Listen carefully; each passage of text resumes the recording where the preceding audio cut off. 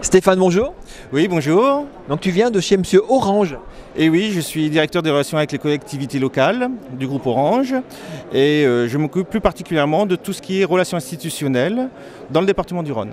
Ça tombe bien parce qu'ici il y a pas mal de collectivités qui viennent voir. Qu'est-ce que vous proposez autour du salon des interconnectés aux collectivités? Alors déjà, le salon, c'est un moment très privilégié pour pouvoir rencontrer nos élus. Et nous sommes depuis 2 jours une succession de rendez-vous pour toutes les questions qu'ils ont à propos de l'aménagement du territoire et des nouveaux services. Donc je pense que vous avez plein de solutions à votre catalogue. Ah, des solutions, c'est très vaste, c'est sûr. C'est vrai qu'aujourd'hui, avant de parler des solutions, on est très questionné sur le déploiement des réseaux très haut débit. Alors ça, c'est vraiment la question du jour. Alors quand on dit déploiement réseau très haut débit, c'est aussi bien le très haut débit sur les câbles.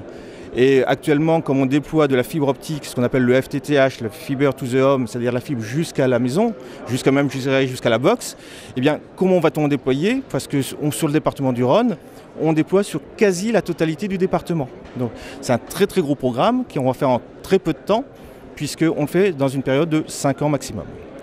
Et puis après, il y a l'autre aspect. Il y a aussi l'aspect 4G, c'est-à-dire le très haut débit mobile, où on a aussi une très grande couverture sur le Grand Lyon et aussi sur l'ensemble du département. D'accord, donc là vous apportez l'infra, le conseil, les services.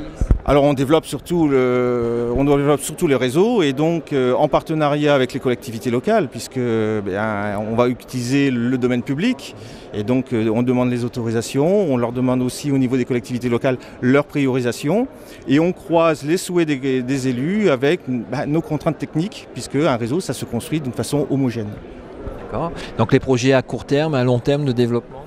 Alors à long terme, c'est 470 communes qui seront couvertes dans la région Rhône-Alpes. C'est plus de 200 communes sur le département du Rhône.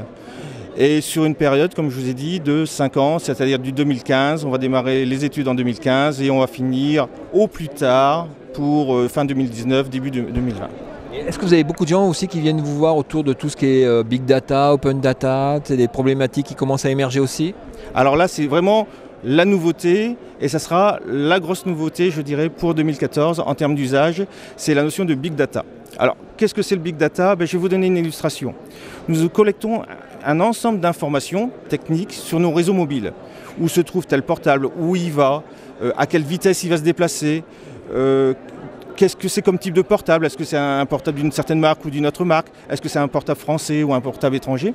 Eh bien, toutes ces informations, qu'on bien sûr anonymes, puisque là, on travaille de très près avec la CNIL, eh bien, ces informations-là, on peut les mettre à disposition des collectivités locales.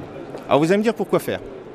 Oui, pourquoi faire, Stéphane? Voyons, parce que cet ensemble, eh bien, ça va permettre de pouvoir faire des analyses, de l'expertise dans le domaine du tourisme, dans le domaine des trafics routiers, par exemple. Alors, dans le domaine du tourisme, on va pouvoir savoir qu'il y a X% de personnes qui arrivent, par exemple, de Paris, qui s'arrêtent 3 jours à Lyon et qui vont aller, par exemple, passer leurs vacances dans l'Ardèche. Quelque chose complètement hypothétique que je prends. Eh bien, ça va pouvoir tracer les flux de ces personnes et voir les temps de passage et où ils vont j'allais dire, s'arrêter, s'intéresser. Est-ce qu'ils vont au Traboul? Est-ce qu'ils vont au musée de Confluence? Est-ce qu'ils vont aller au musée Gadagne? Pourquoi ils ne vont pas au musée Gadagne, etc. Donc, ce sont des données très utiles aussi bien pour une région, pour voir comment le flux de touristes se déplace, mais ça va être aussi très intéressant aussi au niveau de la culture, pour savoir quels sont les points à développer en termes de communication. Bon, très bien. Merci Stéphane.